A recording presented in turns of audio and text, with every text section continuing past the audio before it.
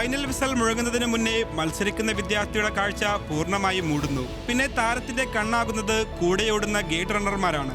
രണ്ടുപേരുടെയും ഉള്ളിൽ സമ്മർദ്ദമുയരുകയാണ്. രണ്ടുപേരുടെയും താളം ഒന്നാകണം, വേഗതയും.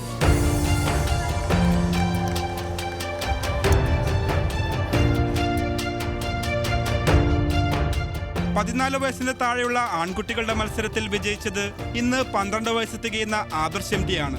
ആദർശിന് പിറന്നാൾ ദിനത്തിലെ സ്വർണ്ണ മെഡൽ സമ്മാനത്തിന് സഹായിയായത് മുഹമ്മദ് അസ്ലവും. വീഴാറ്റം കയറ്റം കൺട്രോൾ ചെയ്യല്ലോ, അപ്പോ വലിയ പേടുന്നില്ല. ഞാൻ എന്റെ സ്പീഡിൽ ഓടി ഏട്ടൻ എന്റെ പിന്നാലെ ഓടി.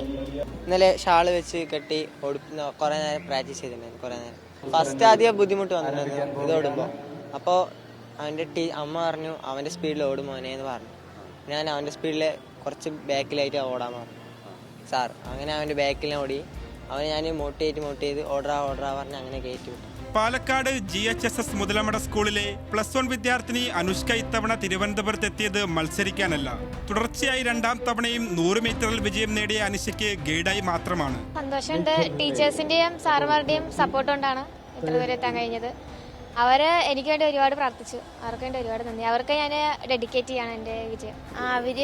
അവര് സൈഡ് പോകും, ഇല്ലെങ്കിൽ സൈഡ് വരും. അപ്പം പറഞ്ഞു കൊടുത്താൽ നേരെ വരും. ഞാൻ ആ ചേച്ചിക്ക് പറഞ്ഞു കൊടുക്കും, അങ്ങോട്ട് പോയി വെച്ചാൽ ഇങ്ങോട്ട് വാ എന്നൊക്കെ പറയും. ഇൻക്ലൂസീവ് മത്സരങ്ങളിൽ ഗേറ്റ് റണ്ണർമാരുടെ പ്രാധാന്യം എന്താണ്? ഇവര് നമ്മൾ പാത വളഞ്ഞിട്ടുണ്ടാവാം, ചിലപ്പോൾ കറക്റ്റായിട്ട് ദിശയിലല്ലായിരിക്കാം ചിലപ്പോൾ പോകുന്നുണ്ടാവുക മറ്റേ കുട്ടി, ബ്ലൈൻഡ് ആയ കുട്ടി. അപ്പോൾ ഇവരെ കറക്റ്റായിട്ട് മോട്ടിവേറ്റ് ചെയ്തിട്ട് ഫിനിഷിംഗ് പോയിന്റിൽ എത്തിക്കുക എന്നതാണ് ഒരു ഗൈഡ് റണ്ണറുടെ ഡ്യൂട്ടി. ട്രാക്കിൽ അത്ലറ്റുകളുടെ കണ്ണാണ് ഗേറ്റ് റണ്ണർമാർ. വിജയത്തിനായി ഇരുമെയിൽ ഒരു മനസ്സോടെ ഇറങ്ങുന്നവർ.